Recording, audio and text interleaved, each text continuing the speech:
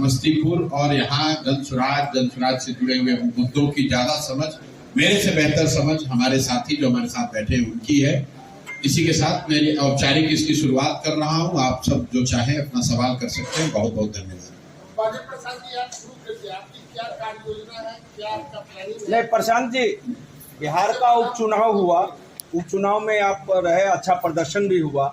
आने वाला विधानसभा चुनाव में क्या रणनीति है पार्टी की और क्या आपका? रणनीति साफ है। बिहार की जनता बदलाव चाहती है और पिछले 2-2.5 बरस का मेरा अनुभव यही बता रहा है कि बिहार में एक बड़ी संख्या में, मैं समझता हूँ करीब 2/3 लोग, चाहे वो किसी भी दल, किसी भी विचारधारा के मानने वाले हों, लोग बदलाव चाहते हैं।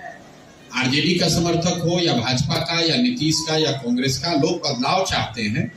बदलाव के तौर पर वो जनसुराज को वोट देंगे कि नहीं, इस पर बहस हो सकती है, लेकिन लोग बदलाव चाहते हैं। वो बिल्कुल परिलक्षित हो रहा है हर जगह। लोग नई व्यवस्था, नई सरकार, नया चेहरा देखना चाहते हैं। अब अभी से लेकर चुनाव तक जो दल, जो नेता, जो समूह जनता का विश्वास हासिल कर पाएगा, कहीं न कहीं बदलाव का वो वाहक बनेगा।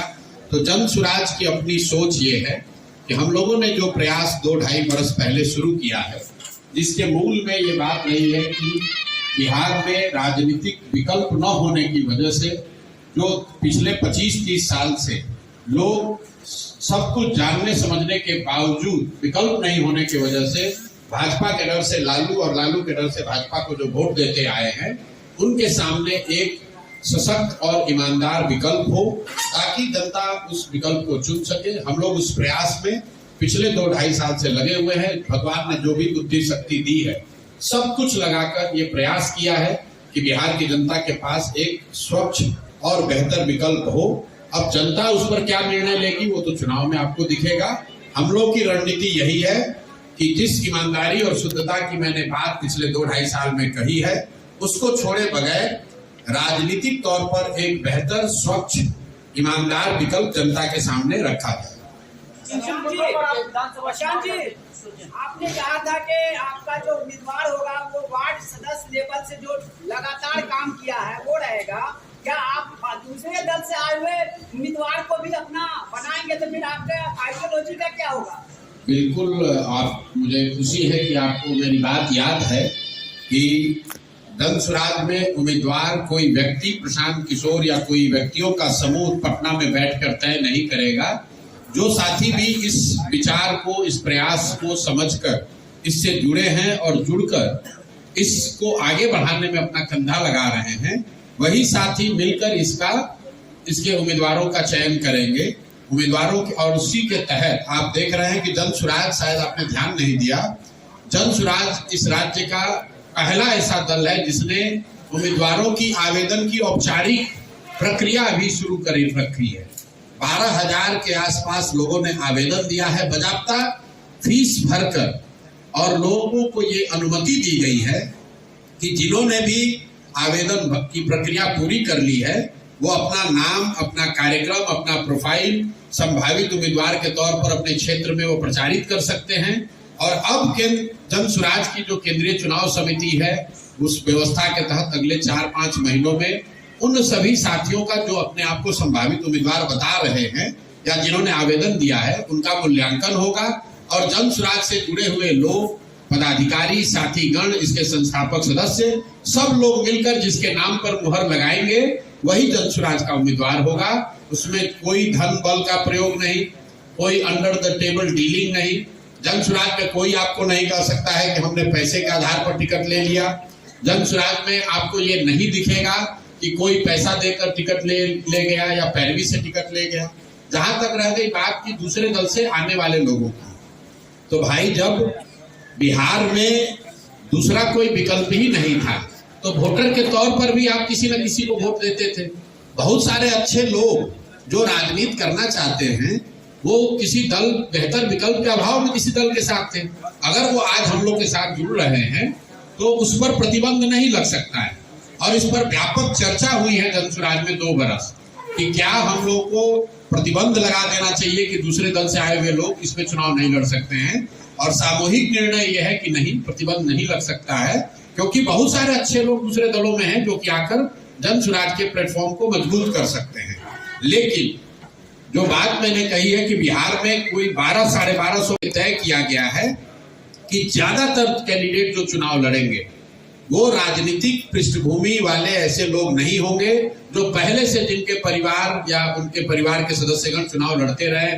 कुछ अपवाद जरूर हो सकता है, लेकिन 2/3 से ज्यादा लोग जन स्वराज में वही चुनाव लड़ेंगे जो शायद जीवन में पहली बार चुनाव लड़ रहे होंगे, और कुछ लोग तो उसमें ज्यादातर लोग ऐसे होंगे जिन्होंने कि शायद राजनीति ही अपनी पहली बार जीवन में शुरू की है।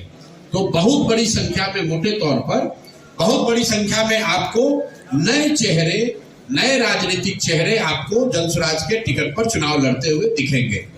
विकसित बिहार बनाने के लिए क्या विजन लेकर आए? भैया 2.5 बरस से विजन बताते बताते गला में गांठ पड़ गया, आपको ध्यान नहीं आ रहा है।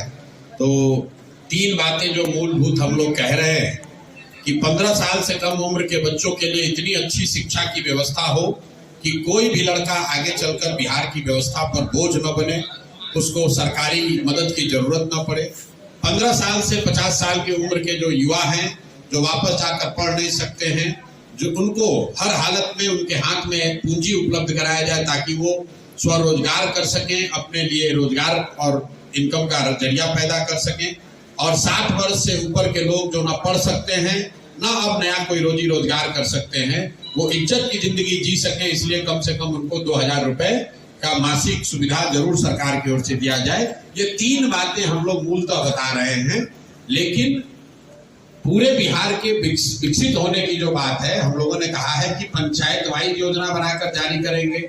और पूरे बिहार को विकसित कैसे बनाना है, ये 2 मिनट में आपके कैमरे पर तो उसका उत्तर पूरा संभव नहीं है, लेकिन मूलभूत शिक्षा और रोजगार, हर व्यक्ति, हर बच्चा बढ़िया पढ़े और जो युवा है उसको रोजी रोजगार यहाँ हो, उसको पलायन न करना पड़े।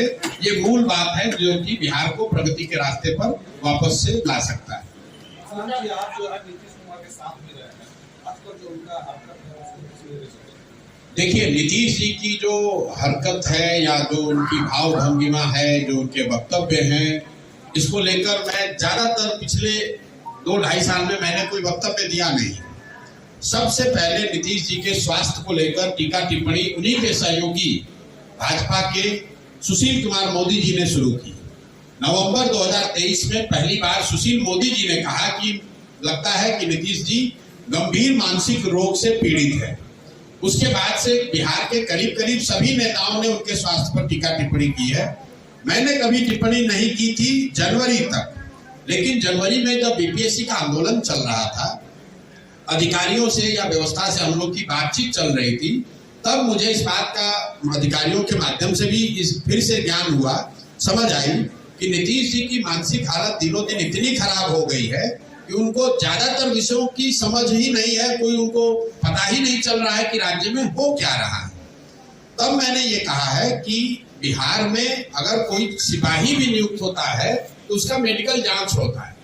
कोई भी नौकरी, अगर आप पत्रकार हैं, अगर आप मानसिक तौर पे स्वस्थ नहीं है तो आपको पत्रकारिता की अनुमति नहीं दी जाएगी। ऐसा कैसे है कि 13 करोड़ लोगों के राज्य के मुख्यमंत्री, उनके मानसिक स्वास्थ्य की स्थिति को लेकर रोज चर्चा टिप्पणी हो रही है और सरकार की ओर से कोई वक्तव्य नहीं है, सरकार ने उसका कोई संज्ञान नहीं लिया।